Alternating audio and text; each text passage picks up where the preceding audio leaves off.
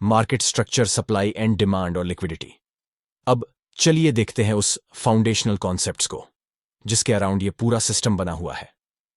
तो एक demand zone कुछ ऐसा दिखता है। ये एक अप ट्रेंड में होता है और ऊपर की मूवमेंट से पहले होने वाली कंसोलिडेशन के थ्रू इंडिकेट किया जाता है। अब डिमांड जोन हमें यह बताता है कि ये एक डिस्काउंटेड प्राइस होती है जहां लोग बाय करना पसंद करते हैं, तो इसे एक अच्छा प्राइस लेवल माना जाता है ट्रेडर्स के बाय करने के लिए। और ये आमतौर पर इंस्टीट्यूशन ट्रेडर्स होते हैं, यानी बड़े प्लेयर्स मार्केट में। इसी वजह से हम इन एरिया से सिग्निफिकेंट मूवमेंट देखते हैं। तो हम देखते हैं बाइंग यहां हुई है, जिसकी वजह से मार्केट में ऊपर की ओर पुश आता है। उसके बाद मार्केट वापस नीचे फुल बैक करता है। और कॉन्सेप्ट ये है कि क्योंकि ये एक डिस्काउंटेड प्राइस है और इसी के अच्छी बाइंग लोकेशन माना जाता है, तो जैसा कि मार्केट दोबारा इसी रेंज में वापस आता है, हम इंस्टीट्यूशन बाइंग का एक और पुश देखेंगे जो कि मार्केट में एक बड़ा मूव होता है। अब यही कॉन्सेप्ट सप्लाई के लिए भी लागू होता है, लेकिन यह सेलिंग के लिए होता है। सप्लाई जोन में हम कंसोलिडेशन देखते हैं एक बड़ा डाउन मूव से पहले। यही चीज सप्लाई जोन में बनती है और इसी के प्रीमियम प्राइस माना जाता है सेल करने के लिए। इसीलिए ट्रेडर यहां सेल करना चाहते हैं, क्योंकि उनका मानना है कि यह असलियत में प्राइस ओवर होता है और ट्रेड नीचे की तरफ होने वाला मूव से प्रॉफिट कमा सकता है। कॉन्सेप्ट यह है, जैसे ही मार्केट इस प्रीमियम प्राइस पॉइंट तक पहुंचता है, हम सेलिंग अपॉर्चुनिटी ढूंढना शुरू करेंगे।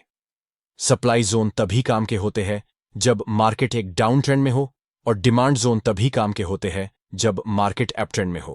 बना हुआ है और वह है लिक्विडिटी। सबसे सिंपल फॉर्मेट में लिक्विडिटी का मतलब होता है आर्डर, मतलब बाइंग आर्डर और सेलिंग आर्डर।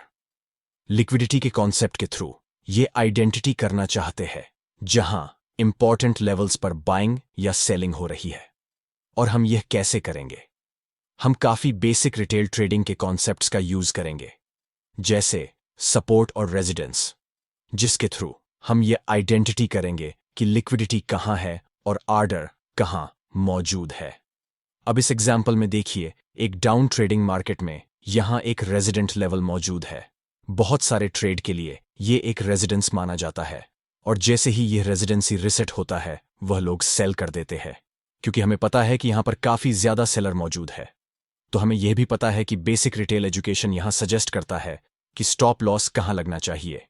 इस लेवल के ऊपर सेलर के स्टॉप लॉस मौजूद होते हैं इस रेजिडेंस पर।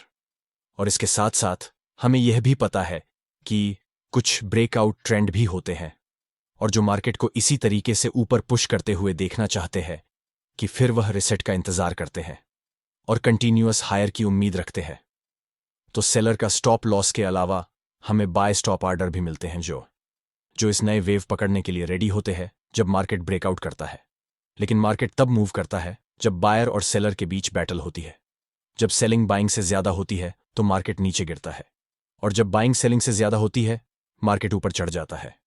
तो जब मार्केट में किसी एरिया में बहुत सारे ऑर्डर होते हैं, ये वही इंपॉर्टेंट लेवल होती है जहां से रिएक्शन आना आम बात होती है। अब इस एग्जाम्पल में हमें पता है कि इस लेवल पर एक बहुत बड़ा ऑर्डर मौजूद है। तो अगर मार्केट इस लेवल तक पहुंचता है तो ये यहां से एक रिएक्शन आने की संभावना है। बहुत सारे ऑर्डर ट्रिगर होते हैं जो सेलर के लिए लिक्विडिटी प्रोवाइड कर सकती है। इसलिए रेजिडेंस के साथ हम अक्सर देखते हैं कि ये परफेक्टली ब्रेक और रिसेट नहीं करता, और ये परफेक्टली ट्रेड नहीं होने देता है। बल्कि अक्सर ऐसा होता है कि हम देखते हैं मार्केट उसे हाई को स्वाइप करता है और उन एरियाज तक ट्रेड करता है जहां ऑर्डर मौजूद होते हैं, क्योंकि ऑर्डर आमतौर पर हाइस और लॉस के आसपास होते हैं, न कि रेंज के बीच में। और जब वह लिक्विडिटी स्वीप हो जाती है और ऑर्डर फील हो जाते हैं, तब हम मार्केट में ज्यादा इंपॉर्टेंट मोमेंट्स देखते हैं। तो इस सिस्टम के अंदर हम एग्जैक्टली इसी चीज को ढूंढने वाले हैं। हम उन एरियाज की आइडेंटिटी करेंगे जहां लिक्विडिटी स्वीप होती है, चाहे वह इक्वल हाई हो लिक्विडिटी हो या दूसरी तरफ से इक्वल लो लिक्विडिटी हो। और कभी कभी रेंज या स्विंग हाई या स्विंग लो भी हो सकती है, जिससे मैं वहां पहुंचने पर डिटेल में समझाऊंगा। और लिक्विडिटी स्वीप होने के बाद हम दूसरे कॉन्सेप्ट पर आते हैं जो है मार्केट स्ट्रक्चर। मार्केट स्ट्रक्चर का कॉन्सेप्ट ये कहता है कि मार्केट 3 अलग अलग पार्ट्स में मूव करता है। पहला है अप ट्रेंड, जहां मार्केट लगातार हायर हाई और हायर लो प्रिंट करता है। फिर आता है कंसोलिडेशन, जहां मार्केट बस साइडवेज मूव करता है बिना किसी क्लियर डायरेक्शन के। और फिर होता है डाउन ट्रेन, जहां मार्केट लोअर लो और लोअर हाई प्रिंट करता है कि अब अप ट्रेंड के दौरान बाय करें और कंसोलिडेशन के दौरान ट्रेड से दूर रहे और डाउन ट्रेंड में सेल करें। अब इस सिस्टम के साथ आप देखेंगे कि हम मार्केट रेंज के अंदर भी ट्रेड ले सकते हैं, क्योंकि रेंज के आसपास बहुत ज्यादा लिक्विडिटी फॉर्म होती है।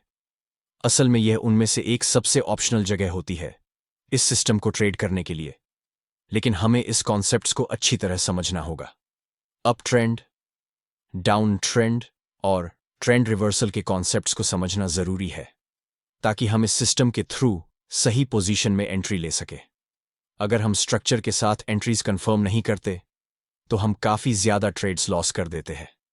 इसलिए मैं आपको इंट्रोड्यूस करना चाहता हूं एक कॉन्सेप्ट से, जिसे मैं कहता हूं स्टैंडर्ड कंफर्मेशन। यह असल में सिर्फ एक ट्रेंड रिवर्सल होता है। इस सिस्टम में भी हम यही यूज करेंगे। इसी तरह हम अपनी ट्रेड के लिए एंट्री आइडेंटिटी करेंगे।